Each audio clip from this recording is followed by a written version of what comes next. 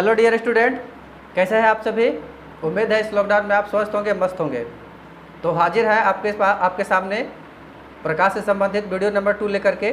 आज हम लोग पढ़ेंगे अपवर्तन के बारे में सारा कुछ जानेंगे, पहचानेंगे क्या होता है, कैसे होता है और किस प्रकार के प्रश्न पूछे जाते हैं। तो चलिए स्टार्ट करते हैं हमारा टॉपिक अपवर्तन।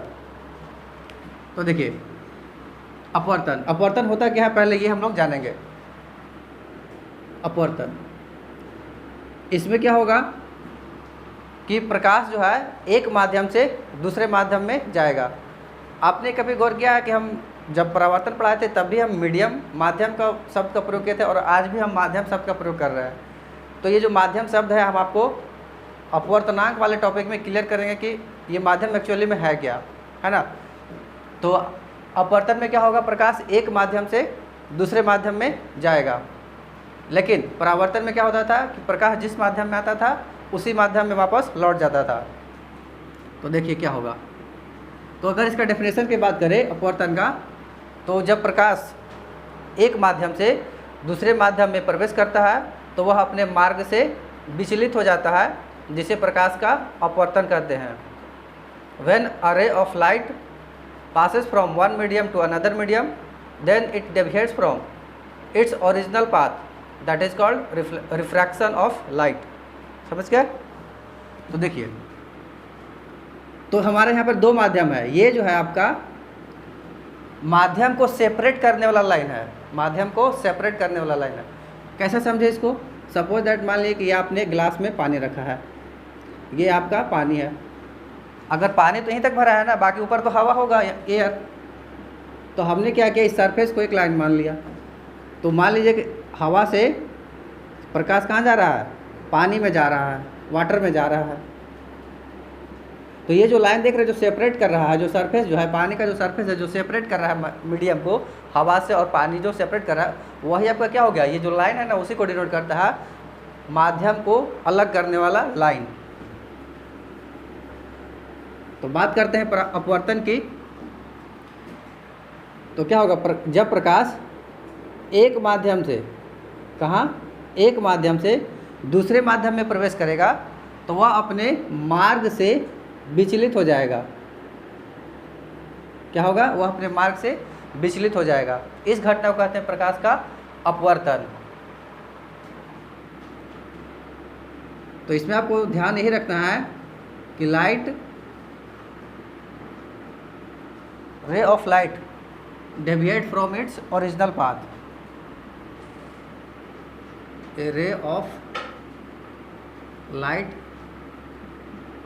deviates from its original path। उसका जो वास्तविक पथ होता है, उसका जो चलने का जो वास्तविक पथ होता है, उससे क्या हो जाता है, वो डेविएट्स कर जाता है। तो यही आपको ध्यान रखना है कि डेविएट हो जाता है। अब ये कैसे डेविएट होता है, क्या होता है, वो अलग चीज़ है। तो आपको इतना ध्यान रखना है अपवर्तन कहते किसे हैं।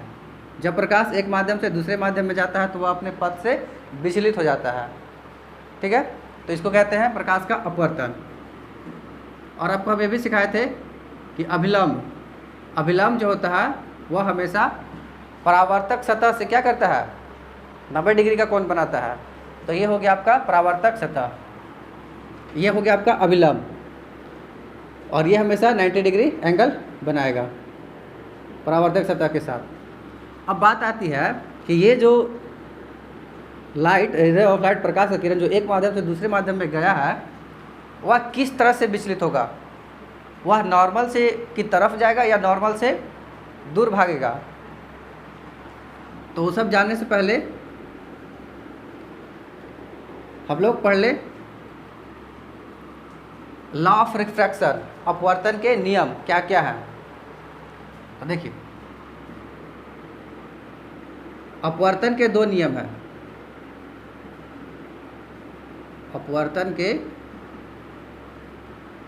दो नियम हैं, कौन कौन है। तो इसमें देखिए आपतित किरण इंसिडेंट रे, ये आपको हम बताया था कि आपतित किरण किसे कहते हैं। हमने वीडियो नंबर 1 में आप पूरा इसका पूरा एक्सप्लेनेशन कर रखा है।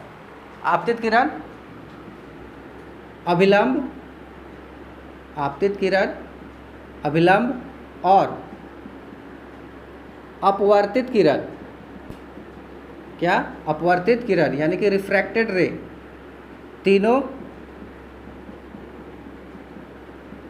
एक ही तल में होते हैं, एक ही तल में होते हैं।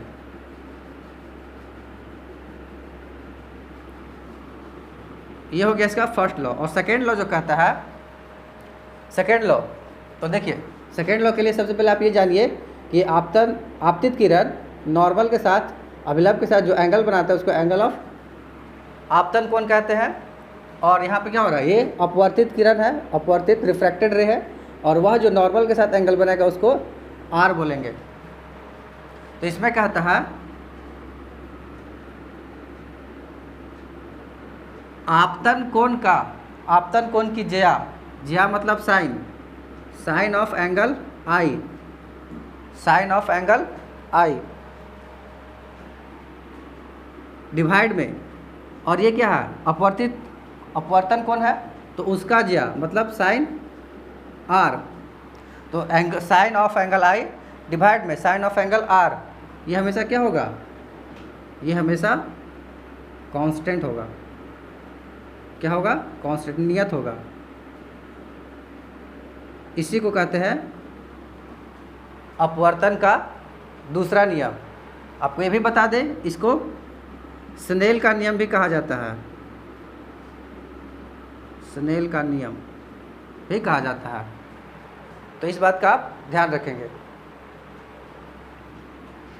अब हम बात करते हैं कि आखिर जब प्रकाश एक माध्यम से दूसरे माध्यम में जाएगा तो वह जो विचलित हो रहा है वह किस प्रकार से विचलित होगा।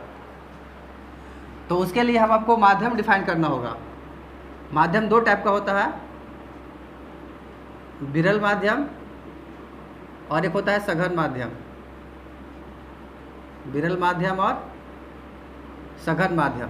विरल माध्यम मतलब रेयर मीडियम, रेयर मीडियम। सघन माध्यम मतलब डेंसर मीडियम,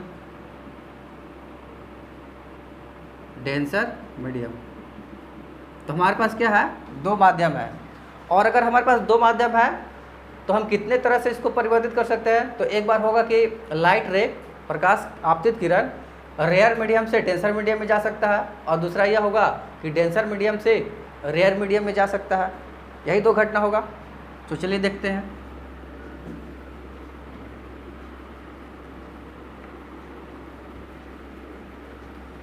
वीडियो अगर आपको अच्छा लग रहा होगा तो इसे शेयर कमेंट करना ना भूलें, ताकि आपको आने वाले वीडियो का नोटिफिकेशन मिलता रहे और आप अपनी तैयारी को एक महत्वपूर्ण मुकाम तक पहुंचाते रहें। तो हम लोग अगर बात करें कि कैसे विचलित होगा तो उसे ज़रा देख लें। तो यहाँ पर क्या होगा, दो कंडीशन होगा। यहाँ पे क्या होगा, दो कंडीशन। या तो विरल माध्यम से लाइट चला जाए सघन माध्यम में, विरल माध्यम से सघन माध्यम। तो पहले ये देखते हैं। तो ये देखिए, ये है विरल माध्यम। तो विरल माध्यम से क्या हो रहा है, लाइट आ रहा है, सरफेस पे पड़ा। तो देखिए सघन माध्यम है ना नीचे में, सघन माध्यम मतलब कि यहाँ पर लाइट का जो स्पीड होगा वह कम जाएगा। और आपको पता है कि लाइट का स्पीड अगर कम जाएगा तो वह क्या होगा, उसका स्पीड कम जाएगा तो नॉर्मल की तरफ झुक जाएगा।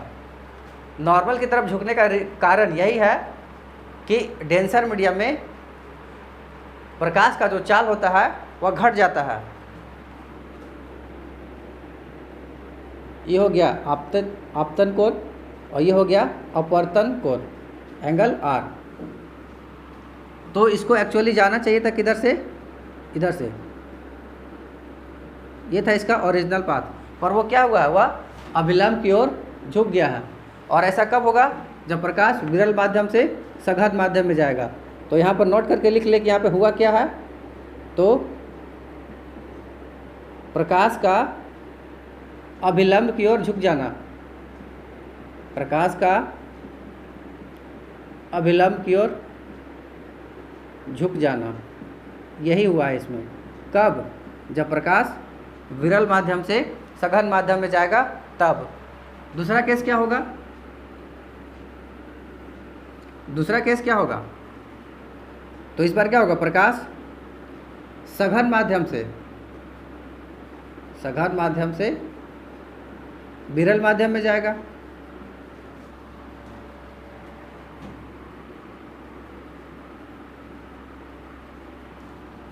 प्रकाश जो है सघन माध्यम से जाएगा, कहाँ जाएगा? विरल माध्यम में जाएगा।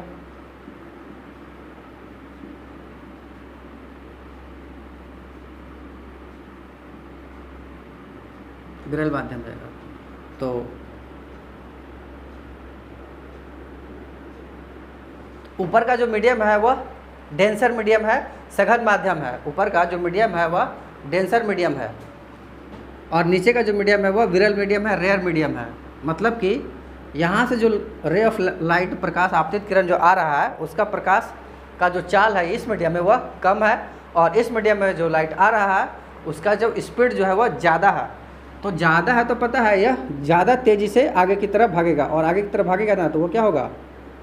वह अभिलंब से दूर जाएगा, क्योंकि उसका स्पीड क्या हुआ है? बढ़ गया है। तो इसको जाना चाहिए था कहाँ से? ये देखिए, इसका ओरिजिनल रास्ता था ये वाला, इसका ओरिजिनल लाइन था ये, पर वो क्या हुआ है? वो अभिलंब से दूर भागा है। तो जब प्रकाश सघन माध्यम से विरल माध्यम में जाएगा तो वो क्या होगा? अभिलंब से दूर जाना। तो ये होता है आपका अपवर्तन। कैसे अपवर्तन? प्रकाश के अपवर्तन की घटना में प्रकाश जब सघन माध्यम से विरल माध्यम में जाता है तो वह किस तरह से विचलित होता है, ये आपको ध्यान में रखना है। इसमें हम आपको थोड़ा सा स्नेल का जो नियम है वो थोड़ा सा न्यूमेरिकल्स उसमें कैसे सॉल्व करना रहता है, किस किस बातों का ध्यान रखना है, वो हम आपको थोड़ा सा एक्सप्लेन कर देते हैं, जो कि ज़रूरी भी है एग्जाम के पॉइंट ऑफ व्यू से।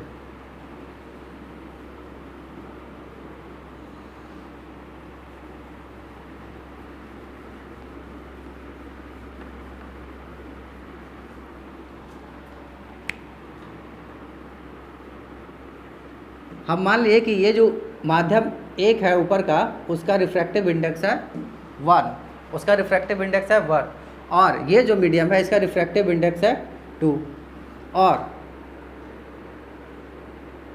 ये जो लाइट है वो कुछ इस तरह से आ रहा है। अभी हमें पता नहीं है कि μ1 डेंसर है या μ2 डेंसर है या μ1 रेयर है या μ2 रेयर है, अभी हमने पता नहीं है। हमने कोई मीडियम मान लिया है, μ1 रिफ्रैक्टिव इंडेक्स मतलब μ1 अपवर्तनांक है और μ2 अपवर्तनांक है। तो इसमें हम स्नेल का नियम कैसे लगाएंगे? तो देखिए, जिस माध्यम से लाइट आ रहा है उस माध्यम का पहले अपवर्तनांक लेंगे, उस माध्यम का पहले अपवर्तनांक लेंगे, और वह जो एंगल बना रहा है नॉर्मल के साथ वो लेंगे, और यही आपका क्या होगा? कांस्टेंट होगा। क्या होगा? कांस्टेंट होगा। अगर इसमें और अगर आगे बात करें तो μ1 sine of angle I equal to दूसरा मीडियम का क्या होगा? μ2 sine of angle R। Angle R कहाँ बन रहा है? तो ये है आपका एंगल R और ये है आपका एंगल I। अगर हम इसको स्नेल के नियम से बदले, स्नेल के नियम बदले तो कहता क्या है? आपतन कोण कीजिए डिवाइड में अपवर्तन कोण कीजिए, और ये क्या होगा? कांस्टेंट होगा। कांस्टेंट होगा तो क्या बन के आएगा? तो हमने इसको साइन यहाँ पर रखा, इसको इधर ले गया, तो ये हो जाएगा μ2 अपॉन में μ1, μ2 अपॉन में μ1। इसको पढ़ें कैसे? Refractive index of 2, refractive index of medium μ2 with respect to μ1, माध्यम 2 का अपवर्तनांक माध्यम 1 के तुलना में। इसको ऐसे पढ़ेंगे, और इसको एक तरह से और डिनोट किया जाता है, वो ऐसे लिखेगा, ये म्यू का नोटेशन है, और वो उसको ऐसे लिखेगा। तो इस बात को थोड़ा ज़्यादा से ज़्यादा ध्यान रखा जाए, जब भी आपसे सवाल पूछा जाए तो इस बात का ध्यान रखा जाए कि ये जो 2 जो इधर नीचे आया है एक्चुअली में यहाँ पे ऊपर होता है, और ये जो ऊपर में आया है 1 वो एक्चुअली में नीचे होता है। इसीलिए हम आपने बोला कि स्नेल का नियम को थोड़ा सा अच्छे से समझा जाए, तो इस बात का आप ध्यान रखेंगे।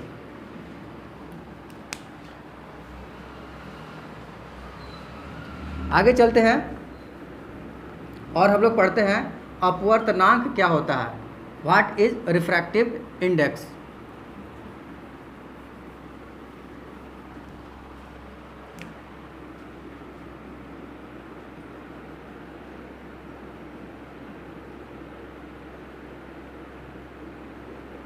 अपवर्तनांक, रिफ्रैक्टिव इंडेक्स, अपवर्तनांक रिफ्रैक्टिव इंडेक्स। तो इसके कुछ कुछ फॉर्मूले हैं जिससे कि रिफ्रैक्टिव इंडेक्स ऑब्टेन किया जाता है, प्राप्त किया जाता है। तो देखिए, पहला जो इसका नियम कहता है अपवर्तनांक का, अपवर्तनांक बराबर निर्वात में प्रकाश की चाल, निर्वात में प्रकाश की चाल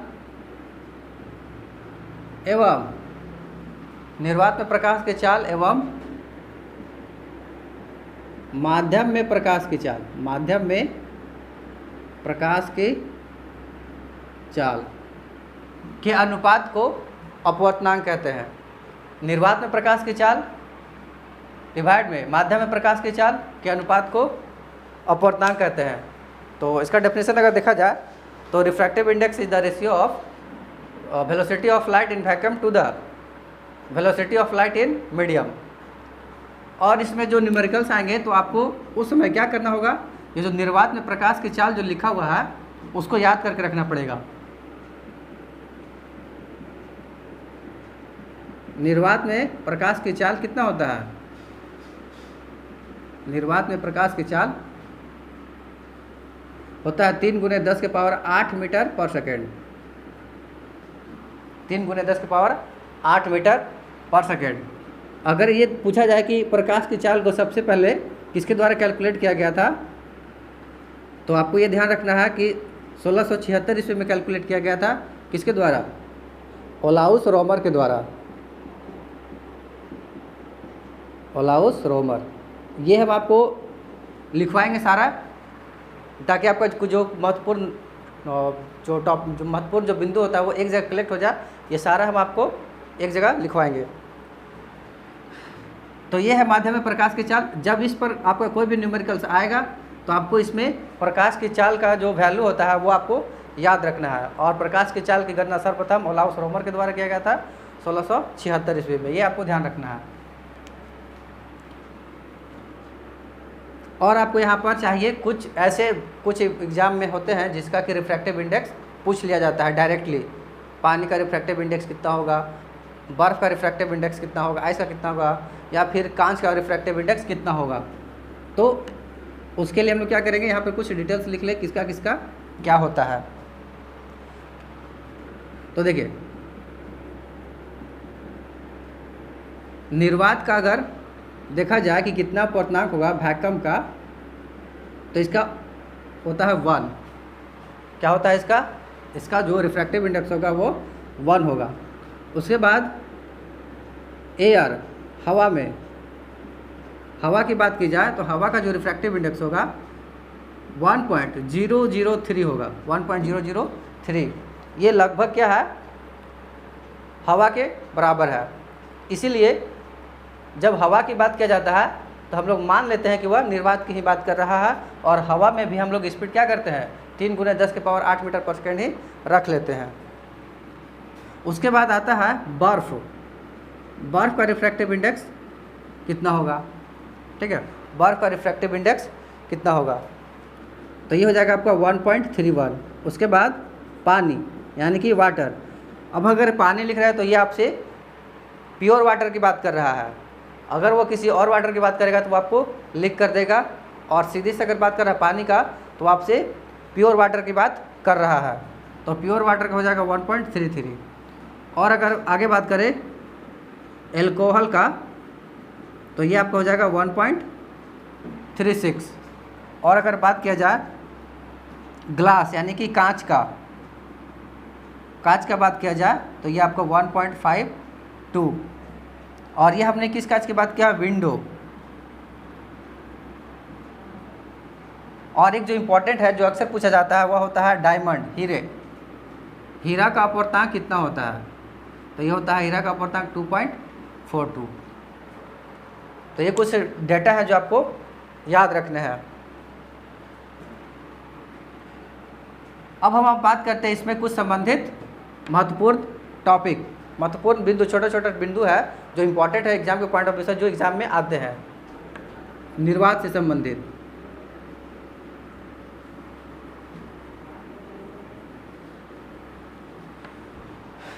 वीडियो अगर आपको पसंद आए और अच्छा लग रहा होगा तो आप इसे शेयर करना ना भूलें, ताकि आपको महत्वपूर्ण जो भी नोटिफिकेशन आए वो आपको अपडेट होकर मिलता रहे। तो देखिए, इसमें सबसे महत्वपूर्ण पॉइंट ये है अपवर्तनांक में कि अपवर्तनांक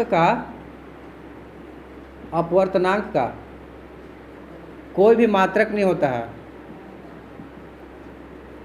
अपवर्तनांक का मात्रक नहीं होता है। अपवर्तनांक का मात्रक नहीं होगा। कैसे नहीं होता है? तो देखिए, इसका ये क्या है, रेशियो है किसका, चाल बट्टे में चाल, ऊपर भी चाल नीचे भी चाल, मीटर पर सेकंड यहाँ भी आएगा, मीटर पर सेकंड यहाँ भी आएगा, तो दोनों कट जाएगा, इसलिए अपवर्तनांक का मात्रक नहीं होता है। दूसरा होगा, अगर अपवर्तनांक का वैल्यू अधिक है, अगर अपवर्तनांक का वैल्यू अधिक है तो अधिक अपवर्तनांक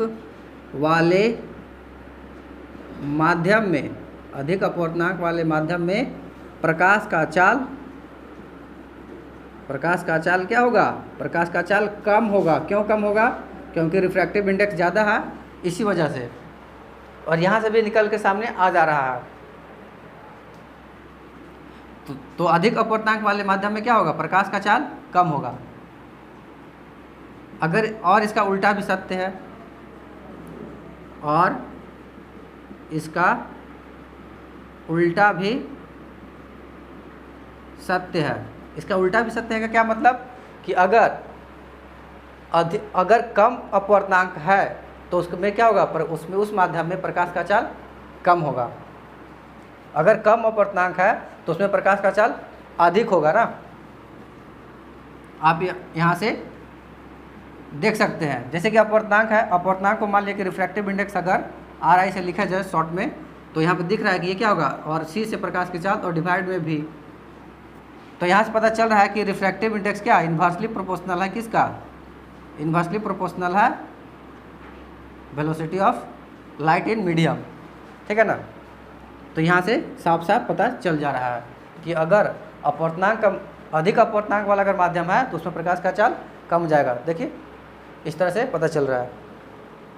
और अगर इसमें बात करें तो अपवर्तनांक का मान हवा को निर्वात को छोड़कर जितना भी अपवर्तनांक होगा उसका वैल्यू हमेशा 1 से अधिक होगा। अपवर्तनांक का मान हमेशा 1 से बड़ा होता है।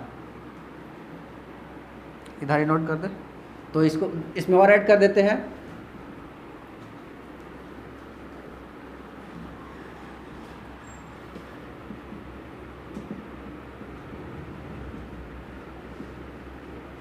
अपवर्तनांक का मान सदैव 1 से अधिक होगा, ठीक है। तो ये सब आपको ध्यान रखना है। और अगर आगे चले तो क्या हमारे पास अपवर्तनांक निकालने का कोई और भी फॉर्मूला है? क्या कोई और भी सूत्र है जिससे हम अपवर्तनांक निकाल सकते हैं? तो एक फॉर्मूला और भी है जो कि छोटा है पर महत्वपूर्ण है। तो दूसरा फॉर्मूला है अपवर्तनांक ज्ञात करने का। तो इसका फॉर्मूला होता है वास्तविक ऊंचाई डिवाइड में आभासी ऊंचाई। वास्तविक ऊंचाई डिवाइड में आभासी ऊंचाई। वास्तविक ऊंचाई और आभासी ऊंचाई समझ में आया नहीं आया? चलिए देखते हैं कि आखिर ये लेना कैसे है, आभासी ऊंचाई और वास्तविक ऊंचाई किस तरह से समझे। तो कभी आप गिलास में पानी देखें, रखा हुआ है, गिलास में पानी रखा हुआ है, तो कभी उसका सरफेस को यानी तल को गौर किए हैं? अगर गौर किए होंगे तो आप ये पाए होंगे कि जो गिलास का जो तल है पानी की वजह से थोड़ा उठा हुआ प्रतीत होता है। वो क्या होता है? थोड़ा उठा हुआ प्रतीत होता है। तो ये मान के चलिए ये है ग्लास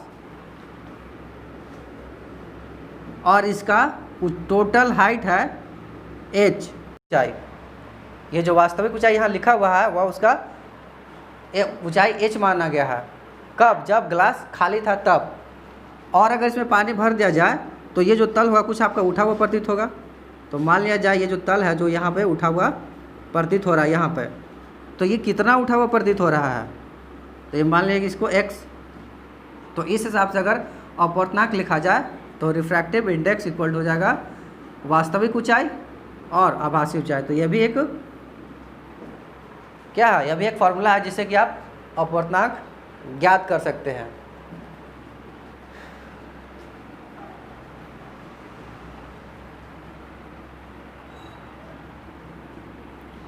तो ये है आपका अपवर्तनांक। अब हम देखते हैं कि आखिर कौन कौन से ऐसी घटनाएं हैं जो रिफ्रैक्टिव इंडेक्स पर आधारित है। रिफ्रैक्टिव इंडेक्स यानी अपवर्तनांक पर आधारित घटनाएं।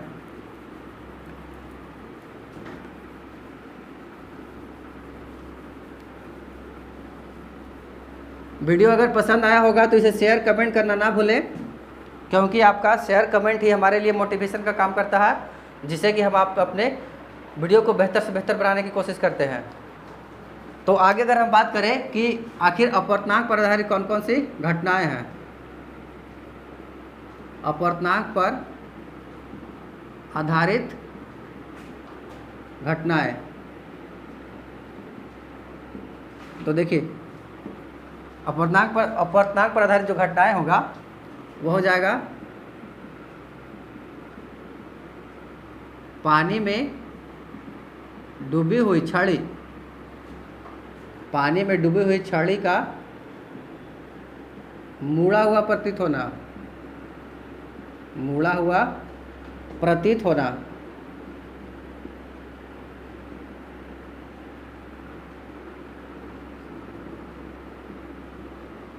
पानी में जो छड़ी जो डूब गया है या कभी देखे हुए कि पानी में जो छड़ी डूबा हुआ है वो थोड़ा मुड़ा हुआ है, तो क्या हुआ? उसका परमानेंट है वो नहीं, वो टेम्पररी है। वह आपको सिर्फ अपवर्तन के कारण ऐसा मुड़ा हुआ दिखाई दे रहा है। बाहर निकालेंगे तो फिर से वह सीधा हो जाएगा। तो पानी में डूबी हुई छड़ी। और क्या हो सकता है? पानी से भरे बाल्टी का तल उठा हुआ प्रतीत होना, पानी से भरे बाल्टी का तल उठा हुआ प्रतीत होना, उठा हुआ प्रतीत होना। और क्या होगा? बाल्टी का उठा हुआ प्रतीत होना। या फिर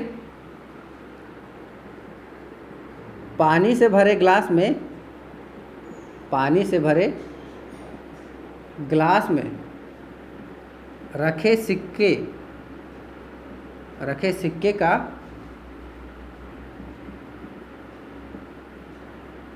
उठा हुआ प्रतीत होना, उठा हुआ प्रतीत होना। और क्या हो जाएगा? कभी ऐसा भी होता है कि सूरज शाम को डूब गया है, सूरज जो है डूब गया है, पर उसके उपस्थिति का आभास होता रहता है कि आसमान में कि अभी भी सूर्य जो है आसमान में बना हुआ है। तो उसका जो प्रतिबिंब का जो आभास हो रहा है सूर्योदय से पहले, ये सुबह शाम दोनों होगा, सूर्योदय से पहले एवं सूर्यास्त के बाद, सूर्योदय से पहले एवं सूर्यास्त के बाद उसकी उपस्थिति का आभास होना। कहाँ? बाद आसमान में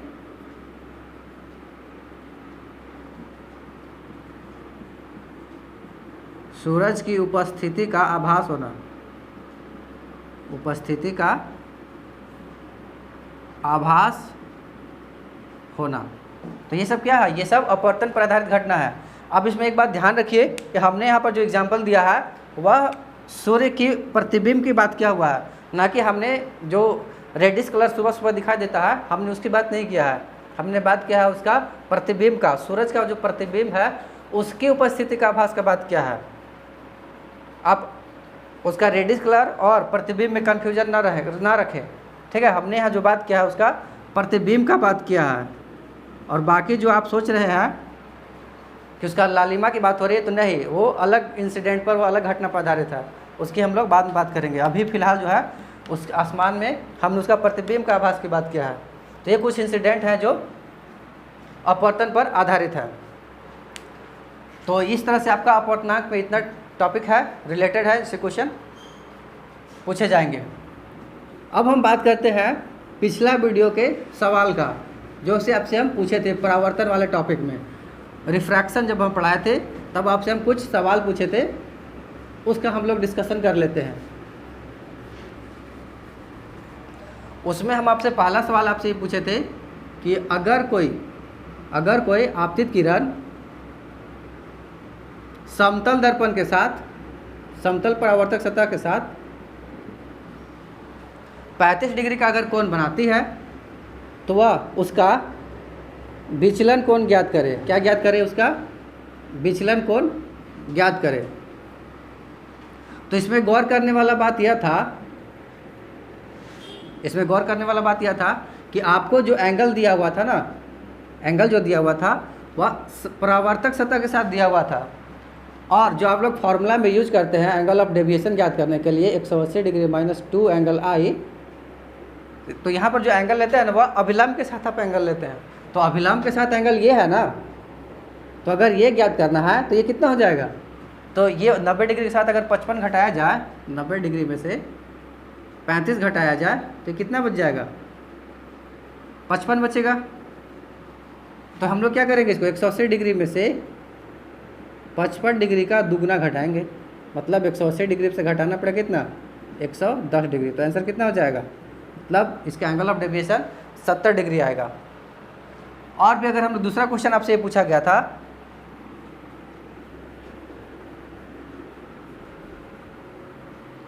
कि अगर आपतित किरण डायरेक्ट नॉर्मल पर जाके गिरे तब आपतन कोण क्या होगा?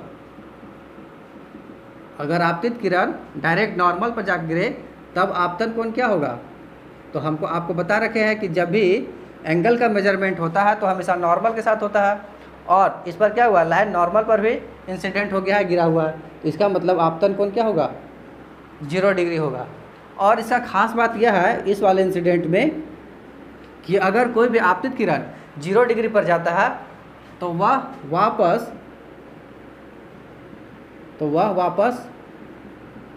उसी पथ पर जिस पथ से गया था लौट जाता है। मतलब कि it traces its original path,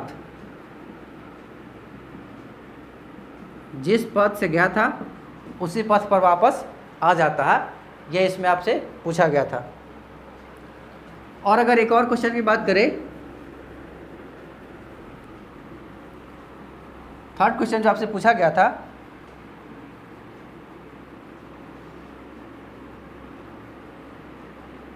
ये था आपका परावर्तक सतह, ये था अभिलंब, और इधर से एक एरो बना हुआ था इस तरह से, और इधर से ये, और यहाँ पर ए, ओ और बी, ये क्वेश्चन था। और आपसे सबसे पहले इसमें आपसे ये पूछा गया था ना कि इसमें आपतित किरण कौन है, इसमें आपतित किरण कौन है, इंसिडेंट रे कौन है। तो इसमें इंसिडेंट रे ये वाला लाइन है, इंसिडेंट रे है ए ओ। और इसमें आपसे ये भी पूछा गया था कि अगर ये वाला एंगल ये जो एंगल दिख रहा है वह है 2x माइनस 5 और ये आपका दिया हुआ था 30 डिग्री। तो बताना था कि ये वाला जो एंगल दिख रहा है, एंगल R जो दिख रहा है वह कितना होगा। तो इसका तो आपसे जो पूछा है ना एंगल R, एक्चुअली में अगर हम x का वैल्यू ज्ञात कर ले तो एंगल R नहीं आ जाएगा। तो आपसे बस x का वैल्यू ज्ञात करना है। तो x का वैल्यू कैसे ज्ञात होगा? तो सबसे पहले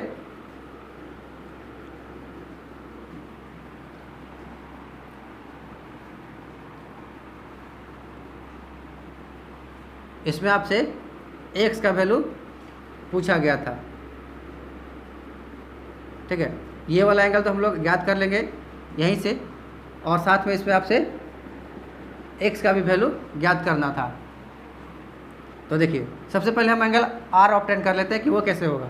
तो हमको पता है कि एंगल R जो है, पहले ये जो नॉर्मल है वो हमेशा क्या करेगा, परावर्तक सतह के साथ 90 डिग्री बनाएगा, यानी कि 30 डिग्री प्लस एंगल R, ये दोनों मिल के तो हमेशा 90 डिग्री ही होता है। तो यहाँ से पता चल गया कि जो जो परावर्तन कोण है वह कितना हो जाएगा, तो ये तो 60 डिग्री हो जाएगा। ये तो यहीं से आ गया। बाकी बच गया एक क्वेश्चन आपका, ये x कितना होगा। तो क्या होगा, इधर से जितना एंगल बन रहा है वो इसके बराबर हो जाएगा, ठीक है। तो इसमें दूसरा स्टेप ये ले लेंगे कि एंगल 2x, और ये 2x कैसे बराबर होगा, तो हमको पता है कि एंगल I बराबर एंगल R होता है, और एंगल I का वैल्यू कितना दिया हुआ है 2x माइनस 5, और ये किसके बराबर हो जाएगा, R के बराबर होगा। और R कितना है 60 डिग्री। तो आप यहाँ से देख सकते हैं कि x बराबर, ये उसको उधर ले जाएंगे तो ये हो जाएगा 65 और डिवाइड बाई 2, मतलब कि 32.5 डिग्री आपका टोटल हो जाएगा, ठीक है। तो ये था क्वेश्चन जो आपको परावर्तन वाला टॉपिक से आपसे पूछा गया था। तो इसमें आपने कुछ स्टूडेंट्स ने जवाब दिया है जो कि बिल्कुल सही है, जिसके लिए हम आपसे धन्यवाद देते हैं आपको। और चंदन शर्मा जी ने बहुत सही जवाब दिया था, तो उनको बहुत बहुत धन्यवाद। उम्मीद करते हैं और भी स्टूडेंट्स इसी तरह से हमारे सवालों का जवाब देंगे। तो आज भी हम आपके लिए कुछ सवाल लेकर आए हैं जो आज के टॉपिक से है। आज का टॉपिक हमारा क्या था, अपवर्तन। तो आपको क्या करना है, कुछ क्वेश्चन हम आपको दे देते हैं, आपको बताना है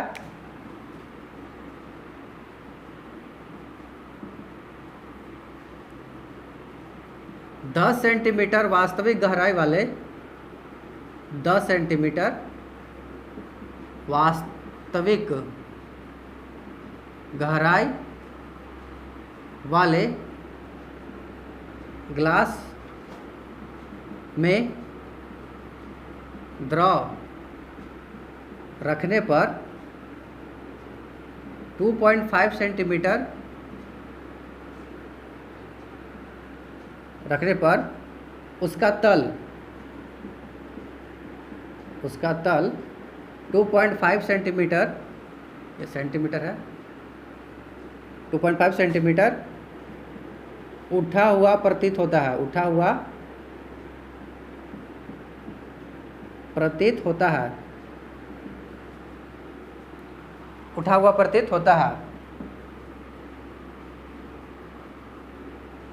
तो उसका अपवर्तनांक ज्ञात करें। किसका, तो उस द्रव का अपवर्तनांक ज्ञात करें।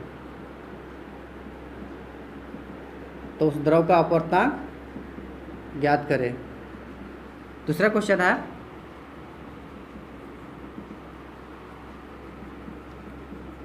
फोर बाय थ्री माध्यम वाले अपवर्तनांक का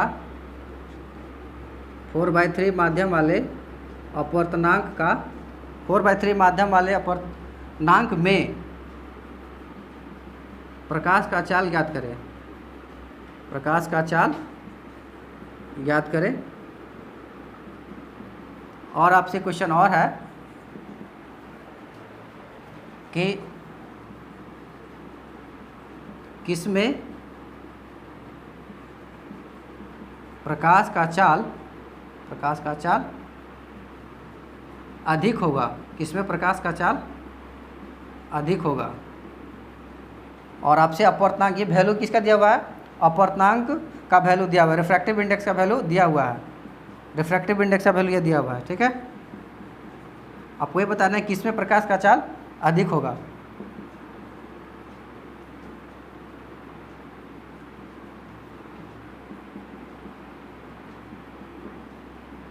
तो ये आपसे कुछ क्वेश्चन है जिसका आपको कमेंट में जवाब देना है। हम आपसे फिर से कहते हैं कि आप कमेंट में नाइस वीडियो लिखते हैं, अच्छी बात है, बहुत अच्छी बात है। उसके साथ साथ आप हमारे सवालों का जवाब भी लिखें साथ में। ये इससे क्या होगा, पता चलेगा कि हाँ आप वीडियो को ध्यान से समझ रहे हैं और आपको समझ में भी आ रहा है, और हम लोग जो मेहनत कर रहे हैं वह आपको फ़ायदा पहुंचा रहा है। तो इसके लिए आप वीडियो में कमेंट के साथ साथ जवाब भी लिखें। तो मिलते हैं नेक्स्ट वीडियो में एक नए टॉपिक के साथ। तब तक के लिए धन्यवाद।